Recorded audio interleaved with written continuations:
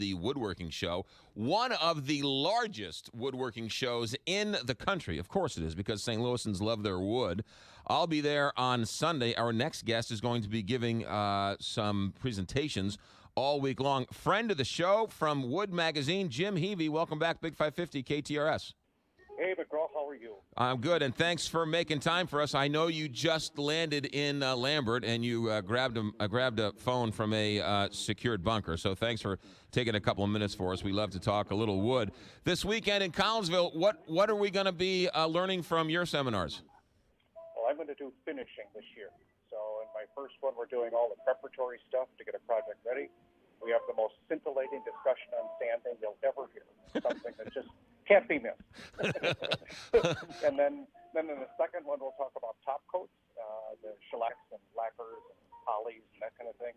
And in the third one, we're going to do water-based finishes, because they're here to stay. And so we're going to talk a little bit about trying to get that finish that's a little bit tough to put on, looking really nice in the project. So that's my plan for the weekend. Sure. So let's talk water-based versus oil-based, because I know a lot of people talk about it, and it is really confusing for me, because I don't really know what's the difference and what's better. You're saying water is here to stay. Is that better or worse, or just fill us in on that? Well, here's my take on it. I'm hoping that I'm dead before they take my solvent-based finishes away. But at the same time, I'm hoping it wasn't the finishes that hasten my death. That makes any difference.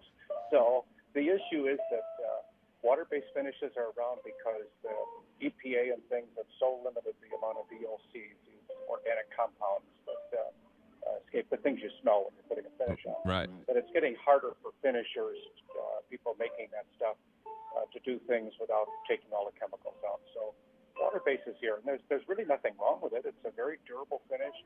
It's akin to polyurethane, except that it's in a more water-like carrier instead of oil. So the good part is it is just as durable.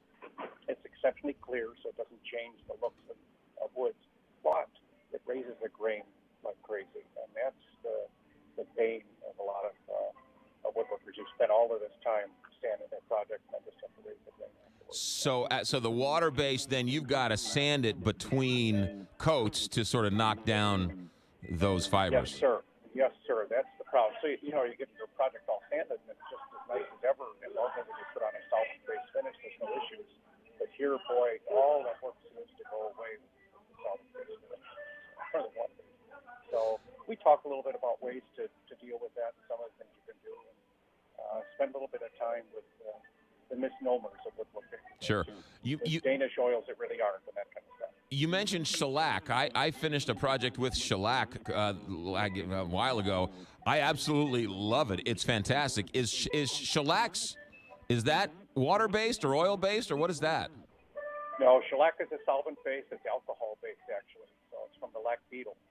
It's a beautiful finish, and I think it gained its popularity over the last few centuries or so by bringing up the most beautiful patina on projects ever. No other finish can match it. It's just not exceptionally durable, so we kind of use it on projects that they're not going to take a lot of abuse. Right.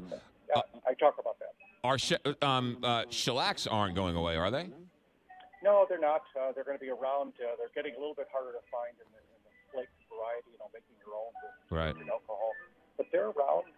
They're mainly used now for sealants. That's their big use. As a standalone finish, you're going to see them, I think, with the people making nicer projects and things that aren't going to be abused, maybe like a jewelry box or something like that. Right. Yeah. They have this gorgeous patina. Because the polyurethane is a little thicker, a little more durable, so it doesn't actually show off the wood as well as a shellac would, I guess, right? And I think that's true. And the other thing is that shellac is so easily repairable. So when a project does get damaged, which ultimately will, it's so easy to fix it. Polyurethane is far more durable, but all but impossible to fix.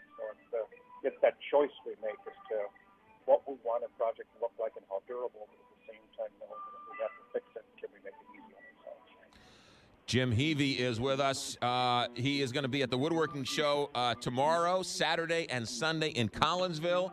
There'll be shows throughout the day. Jim, you work for Wood Magazine, which I've been a subscriber to for years. What's coming up in the magazine we can look forward to from you? Well, there's a whole bunch of little things. I've got an article coming out here. It should be out here. I think it's the upcoming issue on doing crown molding. And we have a little video clip, a link that will give you a better idea for those that are more visually challenged or written challenged, so that you can see both by doing it and talking about it at the same time writing about it. So that's what's coming. We'll look for that. And then, lastly, you gave me the best advice anyone's ever given me, and that is, when you make a project, do not tell people where the flaws are. That's right. Just shut up and say thank you when they come. Jim, have a good trip. We'll see you Sunday out at the Woodworking Show. Thank you, sir. We can't wait to see everybody, and there's a lot for everybody to see. So. You got it. Jim Heavey with the Woodworking Show in Collinsville tomorrow, Saturday, and Sunday.